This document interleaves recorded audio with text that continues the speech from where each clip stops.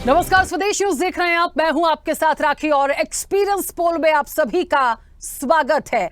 वो घड़ी जिसका इंतजार था, जाहिर तौर पर आज 57 सीटों के लिए अंतिम चरण जो है वो संपन्न हो चुका है और महत्वपूर्ण ये हो जाएगा कि अब एग्जिट पोल की बारी है। तो एग्जिट पोल बाद में, एक्सपीरियंस पोल पर फिलहाल स्वदेश न्यूज है और निश्चित तौर पर उन तमाम आंकड़ों पर बात करेंगे जो 2019 में थे और उसके साथ ही अब से कुछ देर में आपको बताएंगे वो भी अनुमान कि क्या कहते हैं एग्जिट पोल। देखिए, दिल्ली का रुख यदि करें तो लगातार हिंदी पट्टी में थोड़ा सा मैं आपको बताते चलूं।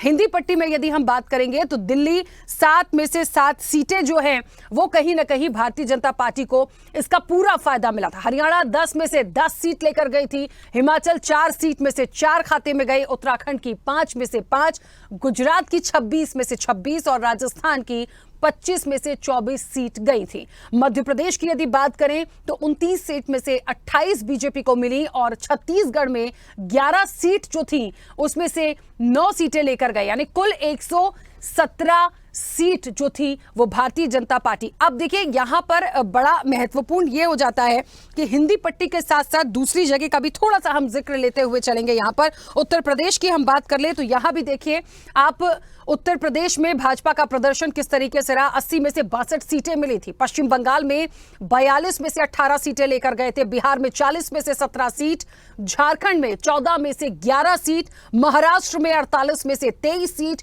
और असम में 14 में से 9 सीट लेकर कहीं ना कहीं एक बढ़त बनाते हुए नजर आई थी।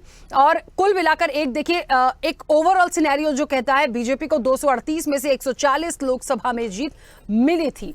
कश्मीर की भी बात करेंगे तो 6 में से 3 सीटें मिली थी, उत्तर पूर्व की 11 में से 4 सीटें गई और पंजाब की 13 में से 2 सीटें लेकर निकले थे। इसी तरह उड़ीसा में भी 21 सीट में से 8, केंद्र शासित प्रदेश यूटी गोवा 7 में से 3 सीटें गई थी, यानी कुल 58 सीटों की यदि बात करें तो यहां 20 जगहों पर बीजेपी को जीत मिली थी। और 2019 के नतीजे किस तरह से थे शायद दोहराने की जरूरत नहीं है कि हमें बहुत अच्छे से पता है कि 2019 में आखिरकार भारतीय जनता पार्टी ने किस तरीके से जीत का परचम फहराया था।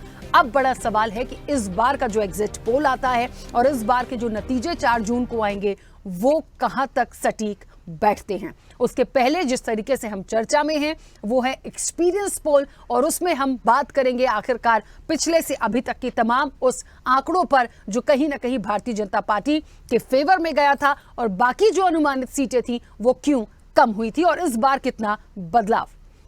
सीधे चर्चा पर चलते हैं। तमाम मेहमान हमारे साथ जुड़े हुए हैं। सबसे पहले आपका परिचय करा दें।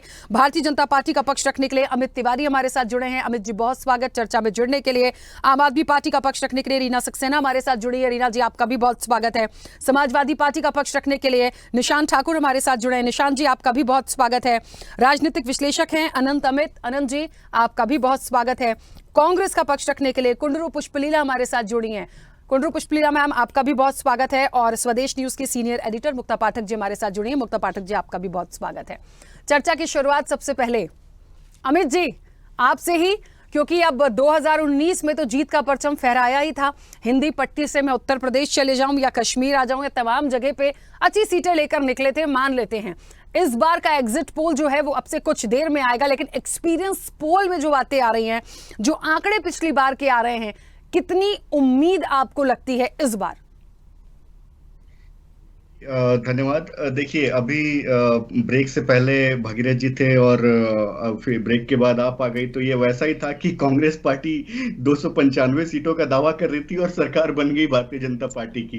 तो ऑन अ लाइटर नोट, देखिए, जहां तक रही बात एक्सपीरियंस पोल की, तो जिन जगहों पर मैंने काम किया है इन चुनाव के दौरान पे, खासकर कर्नाटक में, खासकर बेंगलुरु में तो जो एक्सपीरियंस है साउथ के लिए वो मैं पहले बता चुका हूँ। हम यहाँ पे बढ़त करने वाले हैं। और जो जिसको आप हिंदी पट्टी कह रही हैं, जो कि उत्तर प्रदेश, बिहार, मध्य प्रदेश, झारखंड है, तो आपने देखा होगा मध्य प्रदेश में तो किस तरीके से मतलब 1.5 लाख 2 लाख करके कार्यकर्ता विपक्षी पार्टियों से भारतीय जनता पार्टी को ज्वाइन कर रहे थे। तो वहां तो कोई सीट, एक भी सीट किसी और पार्टी के पास जाए वो तो सवाल ही नहीं उठता है।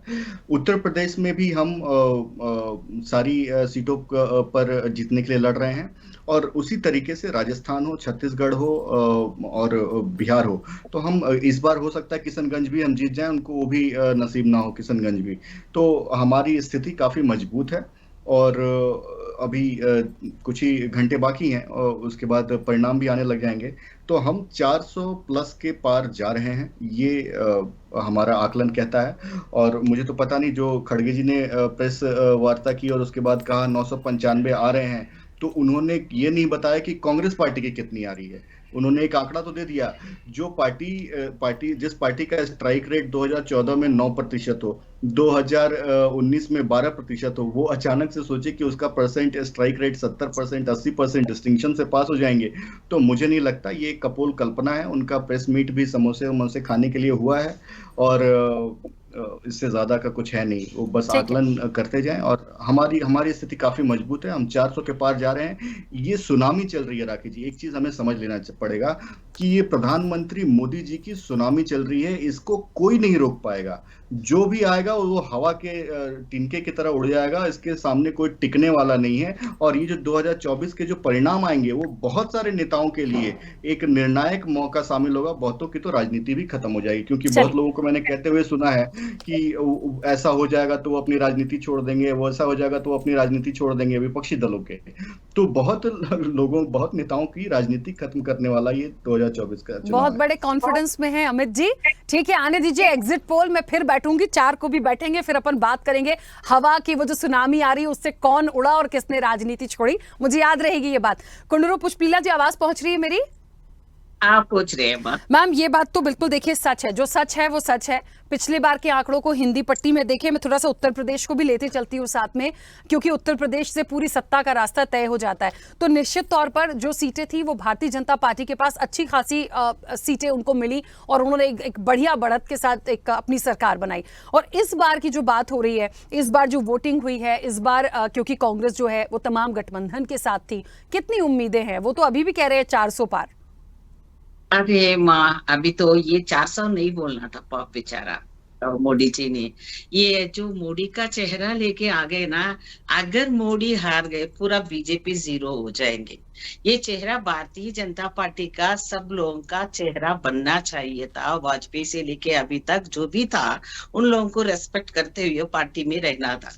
मगर अगर अब वैसा नहीं है, अभी पूरा अभी एक भाई ने बात किया था जैसे समोसा खाने के लिए। आपको तो लगता होगा अभी मोदी जी टेंशन ज्यादा हो गया, अभी जाके वहां पर कन्याकुमारी में जाके इतनी लोगों के भीड़ लगाते हुए वहां पर अच्छा आंखें मूंझ के नींद ले रहे होंगे, या हार मानते हुए वहां पर योग मुद्रा में चले गए होंगे, ये भी बोल सकते हैं। तो मोदी मोदी मोदी कितना मोदी, अभी जो पब्लिक का माइंड में जो भी होता है वो बाहर नहीं निकलेंगे। जब डब्बा खोलेंगे तब काउंटिंग शुरू होगा, असली जो आएगा बाहर नंबर निकलेगा। ये 400 नहीं बोलना था, बोल दिया। किसकी वजह से? ईवीएम की वजह से। मैं पहले से वही लड़ रही हूँ। चलो अभी डिजिटल का हो सिस्टम हो गया, चलो नया सिस्टम अपन एक्सेप्ट करना है, कर लेते हैं। जब भी होगा, जो मोदी का जो भी है, जो प्रॉमिस किया था उसके बारे में कभी बात ही नहीं किया। जो जनता को बोला था वो भी एक भी वादा नहीं निभाया। और जो डेमोक्रेसी सिस्टम में से चले जाके राजा और महाराजों का त्रेता युग का, वो युग का, ये युग का बीच में लाके खड़ा कर दिया। अभी किस तरफ से ये मोदी मोदी मोदी माया में चले गए।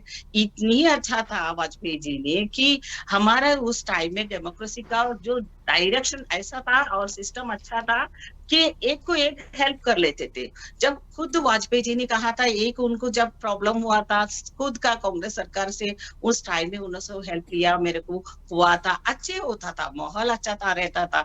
ये क्या हो गया? अब ये पूरा मोदी का माया में पूरा जो है ना पब्लिक को जो मानिया बना दिया। ऐसे जैसा बोलते हैं ना, जैसे जादू टोना हो गया।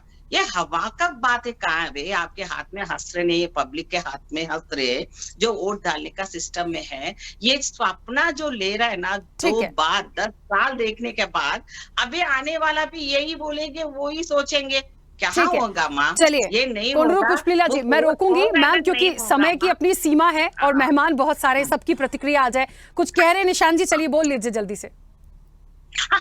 इनको जो जो सपना देख रहे हैं ना, वो नहीं, सपने साकार नहीं होगा। पब्लिक का सपना जो भी है, वादा किए थे, वो नहीं निभाए, ठीक है इसीलिए निशांत जी, प्लीज 2000 से बोलिए। हारने का टेंशन में जा रहा है, बस उतना है। इस बार सरकार नहीं आएगा, मोदी सरकार नहीं आएगा, हम लिख के देंगे, बस। ठीक है निशांत जी, आपकी आवाज नहीं आ रही। आप आ रही है दोबारा हाँ देखना। बोलिए। स्वदेश चैनल के माध्यम से या फिर किसी भी अन्य चैनल के माध्यम से मैंने समाजवादी पक्ष रखते हुए हमेशा ही एक ही बात कही होगी कि उत्तर प्रदेश एक ऐसा राज्य है जहां पर देश की प्रथम कुर्सी तक रास्ता सदैव गया है। और इस बार का जो चुनाव संविधान मिटाने का और संविधान बचाने का चुनाव है, इसमें जनता ने स्वयं चुनाव लड़ा है। इस चुनाव के अंदर कोई पार्टी चुनाव नहीं लड़ी है। संविधान मिटाने वाले के खिलाफ और संविधान बचाने वाले के साथ में चुनाव हुआ है। आप देखें आने वाली 4 तारीख के अंदर भारतीय जनता पार्टी की कुनीतियों की सरकार को अगर कोई रोकेगा तो वो इंडिया गठबंधन रोकेगा। उसका कारण ये नहीं है कि महंगाई की मार हो या मुद्रास्फीति बात हो या अन्य कोई बातें हो, लेकिन देश की जनता इतनी जागरूक हो चुकी है। स्वदेश चैनल के माध्यम से मैं कई बार कह चुका हूँ, राखी जी आपके माध्यम से भी कह चुका हूँ, इनके अंदर एक कमी रही है कि जो वादा अपना ये करके आए, किसी भी वादे पर खरा हमेशा उतरे नहीं। और यही कारण इनका बड़ बोलना और भारतीय जनता पार्टी की झूठ की नीति पर हार करने के लिए इंडिया गठबंधन बना। मैं कह सकता हूँ कि चाहे मीडिया के साथियों के साथ की गई अभद्रता हो या फिर औरतों के साथ की गई निग्न व्यवस्था हो या चलाया गया बुलडोजर हो, सब पे जनता ने प्रहार कर दिया है। और प्रहार करने के लिए ईवीएम में सब वोटिंग पैक है। भारतीय जनता पार्टी की सरकार हटेगी और इंडिया गठबंधन की और भारत की जनता की सरकार, मीडिया के साथियों की सरकार और आम नागरिक की सरकार 4 तारीख को आएगी, जिसका एक रास्ता उत्तर प्रदेश से होते हुए देश की प्रथम कुर्सी तक जाएगा और समाजवादी पार्टी के माध्यम से इंडिया गठबंधन की सरकार बनेगी। ठीक है देखेंगे। अभी तो मुझे सबके दावे ऐसे लग रहे हैं कि ठीक है बोलिए बोलिए, लेकिन जब चीजें आनी शुरू होंगी, जब एग्जिट पोल आएंगे, देखिए एग्जिट पोल की भी एक बात होती है ना, कहते हैं कि सटीक अनुमान, लेकिन ऐसा नहीं होता। हमें 2009 से अभी तक को हम यदि काउंट करें तो बहुत सारी चीजों में सीटों में डिफरेंस देखा गया है। तो ठीक है, मेन जो डे होगा वो 4 तारीख का होगा, लेकिन फिर भी हम बात तो करेंगे, वो तो हमारा अधिकार है। निशांत जी ठीक है, मैं वापस आऊंगी।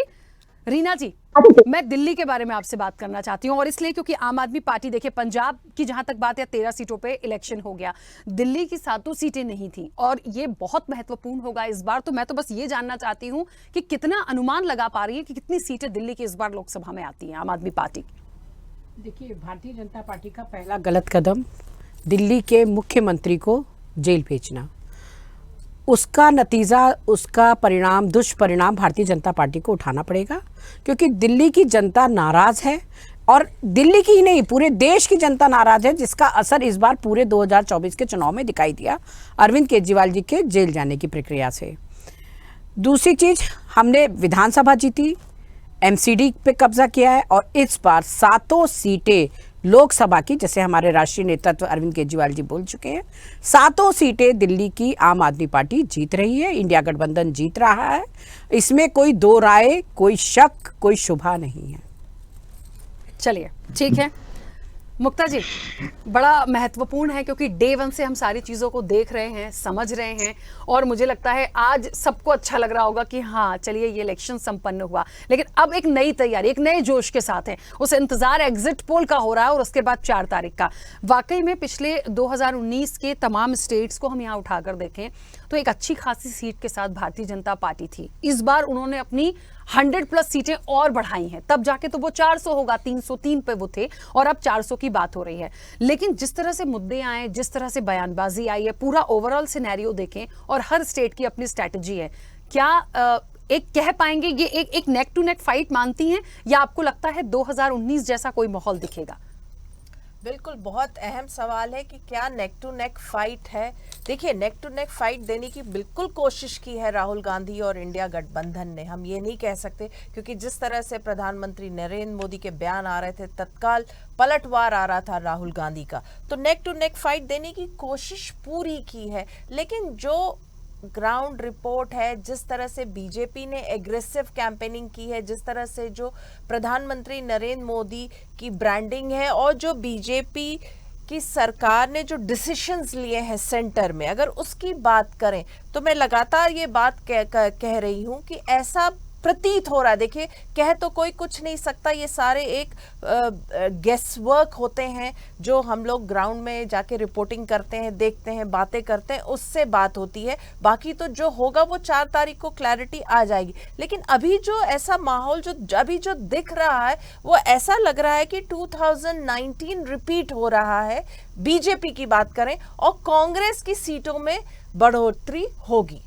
चलिए, ये भी आने वाले वक्त की बात होगी। अनंत अमित जी क्या कहते हैं? पिछली बार की चीजों को देखा है, इस बार भी काफी कुछ चीजें अलग हैं। देखिए, मैं फिर उसी बात पे आऊंगी, अभी हम कुछ नहीं कह सकते, लेकिन ये बात सच है कि पिछली बार से या तो आपने अच्छा काम नहीं किया तो आप थोड़ा पीछे होंगे, या फिर अपनी प्लस सीटों को लेके जाएंगे। लेकिन इंडिया ब्लॉक जिन चीजों को लेकर आया और जिस तरह से रहा, वो भी हमको देखना पड़ेगा। तो क्या मानते हैं कि 303, मैं तो यहीं से आऊं, पिछली बार की 303 में क्या कुछ इजाफा हो रहा है, या इंडिया ब्लॉक, या ये कह लीजिए कि पिछली बार जो तमाम दूसरे दल थे, विपक्ष थे, उनकी सीट्स में बढ़ोतरी होगी? तमाम दलों के प्रतिनिधियों को भी सुना और मुक्ता जी को भी सुना, तो मुक्ता जी की बातों से मैं थोड़ा सहमत हूं। और हम भी कई प्रदेशों में घूमने के बाद हमें ऐसा लगा कि 2014 और 2019 के बाद मोदी जी के नेतृत्व में जो 2024 का चुनाव भारतीय जनता पार्टी लड़ रही है, निश्चित तौर पे कई तरह के दावे किए गए। तमाम जिस तरीके से हमारे सपा के मित्र कह रहे थे संविधान की बात, तो राखी जी इस चुनाव में सबसे ज्यादा अगर किसी ने संविधान की धज्जियां उड़ाई है तो वो इंडी गठबंधन के लोगों ने। उन्होंने कभी पत्रकारों के ऊपर आरोप लगाया, राहुल गांधी ने, तो कभी उन्होंने जितने भी स्वयंसेवी संस्थाएं हैं, जिस तरीके से भारत की संस्थाएं, चाहे ईडी हो, सीबीआई हो, चुनाव आयोग हो, किसी पर भी प्रश्न चिन्ह उठाने से वो परहेज नहीं किए।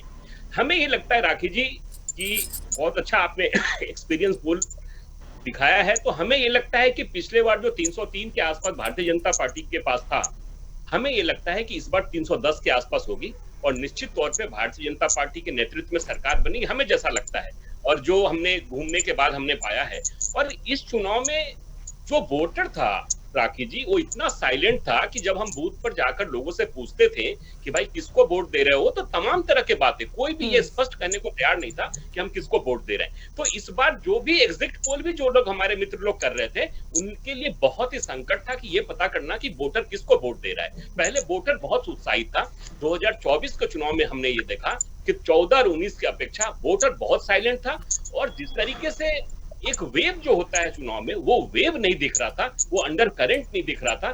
ये एक तमाम विरोधी दल के लिए और पक्ष के दलों के लिए ये चुनौती है कि वोटर किसके साथ हो। लेकिन कि जिस तरीके से विपक्ष बिखरा हुआ था, जिस तरीके से अभी आपकी हमारी मित्र कह रही थी कि अरविंद केजरीवाल जी के जेल जाने के बाद, तो राखी जी मैं आपको बताना चाहता हूँ, आपने भी कवर किया होगा, जिस तरीके से छत्तीसगढ़ विधानसभा के चुनाव हुए थे, और जैसे जैसे ईडी की वहां पे कार्रवाई हुई, और जिस तरीके से लोगों का वोट में परिवर्तन हुआ, और जिस तरीके से भारतीय जनता पार्टी, कोई उम्मीद नहीं कर रहा था कि भारतीय जनता पार्टी छत्तीसगढ़ में सरकार बनाएगी, लेकिन हमें ये लगता है कि केंद्रीय एजेंसियों की जांच के बाद वहां पे फायदा हुआ। तो जिस तरीके से हेमंत सोरेन जी जेल में है, अब कल केजरीवाल जी जेल में जाएंगे, तो भ्रष्टाचार है। यही केजरीवाल जी जो थे तमाम दलों को गाली देते फिर रहे थे, कांग्रेस तो उन्होंने अपने बच्चों की कसम खाई थी कि हम उसके साथ गठबंधन नहीं करेंगे। और आज दिल्ली जैसे जगह में ये भी एक दुर्भाग्य है कांग्रेस के लिए कि कांग्रेस के युवराज और कांग्रेस के पूर्व राष्ट्रीय अध्यक्ष अपने दल को इस बार वोट तक नहीं दे पाए। वो वोट किसको दिए? वोट झाड़ू को देना पड़ा उनको। तो ये कई इस तरह की 2024 के चुनाव में देखे गए हैं इस तरीके से, और निश्चित तौर पे जो परिणाम आएंगे 4 तारीख को, वो परिणाम चौंकाने वाले भी हो सकते हैं। लेकिन हमें ये लग रहा है कि जो 400 पार का नारा जो भारतीय जनता पार्टी का है, शायद वहां तक न जाए। लेकिन जो कांग्रेस जिस तरीके से अभी 295 का मल्लिकार्जुन खड़गे जी ने कहा है, तो कांग्रेस कैसे इतना कह रही है पता नहीं। कांग्रेस तो जितने में सरकार बनानी है उस पर भी चुनाव नहीं लड़ रहे हैं, तो ये पता नहीं किस तरीके से कह रहे हैं। लेकिन हमें ये लग रहा है कि मुक्ता जी जिस तरीके से कह रही थी, 2019 के मिलता जुलता ही होगा। 10 सीटें या तो ऊपर होंगी या 10 सीटें कम होंगी। 2024 का परिणाम हमें जो लग रहा है वो भारतीय जनता पार्टी के नेतृत्व में सरकार। ठीक है, मैं पूछ लेती हूँ कोंडरू पुष्पलीला मैम, आप मुझे बता दीजिए कि ये 295 वाला जो आंकड़ा है, ये किस तरह से लेकर चले हैं? मतलब साउथ तो मुझे लगता है आप बहुत अच्छे से समझती भी हैं, और साउथ में बीजेपी की क्या स्थिति है वो भी हमने देखा, लेकिन कोशिश पूरी की है पीएम मोदी ने भी और भारतीय जनता पार्टी ने भी। हमारा पास तो हमारा तेलुगु राष्ट्रों में तो तेलंगाना, आंध्रा में अभी सिचुएशन तो भारतीय जनता पार्टी के आंध्र प्रदेश में सब अलग हो गया था, तेलंगाना आंध्र प्रदेश अलग अलग हो गया था, वहां पर जगन मोहन थी, अब इससे पहले केसीआर था, अभी हमारा सरकार हमारा रेवंत रेड्डी का इसमें आए थे। तो अभी हमारा जो यहाँ पर सिचुएशन पूरा बदल गया, हमारा 17 है सीट्स, वहां पर तो आंध्रा में तो एक सीट भी तो हमें तो उम्मीद ही नहीं है बीजेपी का, क्योंकि इन लोग जो वादा किया था, जो सेपरेशन होने के बाद उनके लिए जो फंड्स ज्यादा देंगे, सेंट्रल से फंड्स मिलेगा, ये बनाएंगे वो बनाएंगे, कैपिटल में भी बीजेपी सरकार ने, आज हमारा जो भी है कांग्रेस पार्टी की तरफ से हम लोग ये हमारा उम्मीद है कि कांग्रेस पार्टी का जो भी हो, हम लोग तो स्ट्रॉन्ग बेस बन गया है हर जगह पे, तो हमारा तेलुगु में जो भी राष्ट्रों में से भी जो भी है अच्छा रिजल्ट लेके आएंगे। हम तो पक्का कहेंगे कि 17 में हम तो पक्का चैलेंज कर रहे हैं कि 15 तक आ जाएंगे। 17 में तो इधर उधर 2-3 बस रहेगा कंफ्यूजन में, अदरवाइज पूरा सीटों में तो आज हमारा बीजेपी का पार्टी की तरफ से जो भी हो यहाँ पर का सिस्टम में है, यहाँ पर जो भारतीय जनता पार्टी के जो लोग हैं, जो वादा किए थे पब्लिक के, जो फार्मर्स के सब्जेक्ट में, जो इतना जो जैसा बोलता ना परिवारों के साथ में इन्होंने जितना बातें करे थे कुछ भी नहीं आए थे। अभी हमारा जो भी हो, ये दोनों का केसीआर का पार्टी इससे पहले था, इन लोगों का दोनों का दोस्ती जोड़ा है कि मतलब इनका दोनों का मतलब का रिलेशन ये है के लिए इंटरनली परसों तक ये लोग जोड़ी बनी थे, अभी ये जोड़ी में इनकी हालत बेहालत हो गया, उन्होंने केसीआर हार गया, अभी एक सीट के लिए इन बिल्कुल कोंडूरू पुष्पलीला जी, मैं बीच में रोक रही हूँ और इस वक्त की बड़ी खबर कह लीजिए, एक्सपीरियंस पोल में सबसे पहले तमिलनाडु की कुल 38 में से 3 एनडीए के पास जा रही हैं, इंडिया ब्लॉक के पास 9, अदर के पास 26। पहला एक्सपीरियंस पोल इसको कहेंगे हम, इस वक्त तमिलनाडु से शुरू कर रहे हैं। एनडीए 3, इंडिया ब्लॉक 9 और अदर के पास 26। यानी मुझे लगता है ये अदर जो है ये कुछ भी करेंगे, लेकिन फिलहाल हम इंडिया ब्लॉक और एनडीए को देखें तो फिलहाल ये अभी जो तस्वीरें सामने हैं साउथ की, देखिए मैंने इसीलिए सवाल भी रखा था कि साउथ की जो स्थिति है, कोशिश बहुत की है लेकिन राह यहां से आसान नहीं होती। अब पूरा मामले को जो एक कहना संभालने की बात होगी, वो जो अदर्स हैं जिनके पास 26 जाते हुए दिखता है वो होगा, क्योंकि 38 में से यदि 3 एनडीए को मिलती है, इंडिया ब्लॉक को 9 मिलती है, तो फिर ये 26 जो हैं वो किस तरफ जाएंगे। ये तमिलनाडु का पहला एक्सपीरियंस पोल इस वक्त स्वदेश न्यूज पर।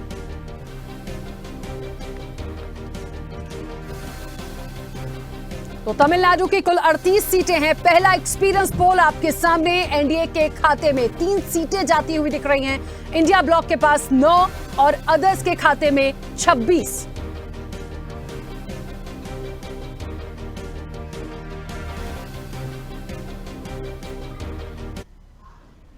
चलिए वापस चर्चा पर लौटेंगे और कोंडूरू पुष्पलीला जी, मैं 1 मिनट रोकूंगी मैम, क्योंकि समय की भी सीमा है। मैं अमित जी, महत्वपूर्ण सवाल, मैं ज्यादा कुछ नहीं कहूंगी, लेकिन एक्सपीरियंस पोल में सबसे पहले साउथ का जिक्र मैं इससे पहले कर रही थी। अब ये जो अदर्स 26 दिखा रहे हैं तमिलनाडु में, ये मुझे लग रहा है बड़ा खेल कर सकते हैं। भारतीय जनता पार्टी को शुरू से कहा गया कि साउथ में बहुत ज्यादा स्ट्रांग नहीं रही है, तो मैं इस वक्त पूछना चाहूंगी अब क्या उम्मीद रखते हैं? राखी जी देखिए, कोंडूरू पुष्पलीला जी मुस्कुरा रही हैं, जायज है सर, 3 और 9 है, 26 को तो छोड़ दीजिए। बिल्कुल अब बोले ना, पब्लिक में आ गया है अभी मोदी घर पे जाने का, और अच्छी बात है, सबको मुस्कुराना चाहिए। देखिए जो तमिलनाडु का जो हमारा आकलन कहता है, तमिलनाडु में हम ये मान के चल रहे हैं कि हमारा वहां पे डबल डिजिट में आंकड़े आ रहे हैं। 3 जो अभी एक्सपीरियंस पोल में आप दिखा रही हैं, हो सकता है उसके आंकड़े पैमाना क्या रहा हो हमें नहीं पता, लेकिन तमिलनाडु से हम डबल डिजिट में जा रहे हैं। ये हमारा जो हमारे कार्यकर्ता ग्राउंड लेवल पर बूथ से जो हमें फीडबैक मिला है उसके आधार पर हम बता रहे हैं। लेकिन उसके साथ साथ मैं आपको कुछ जवाब देना चाहूंगा जो जितने भी नेताओं ने यहाँ पे बात लेकिन करी। अमित जी मुझे क्योंकि समय हो गया है और सिर्फ थोड़ी सी देर के लिए हम जुड़े थे, फिलहाल मुझे इस चर्चा को यही रोकना होगा, लेकिन पल पल की अपडेट्स जारी हैं और इसके बाद तो अब ये 7 बजे से एग्जिट पोल भी शुरू होंगे। आप सभी का फिलहाल बहुत शुक्रिया हमारे साथ जुड़ने के लिए। एक्सपीरियंस पोल अब से कुछ देर में एग्जिट पोल के साथ स्वदेश न्यूज होगा, कहीं मत जाइए, बने रहिए स्वदेश न्यूज के साथ। सबसे पहले देश।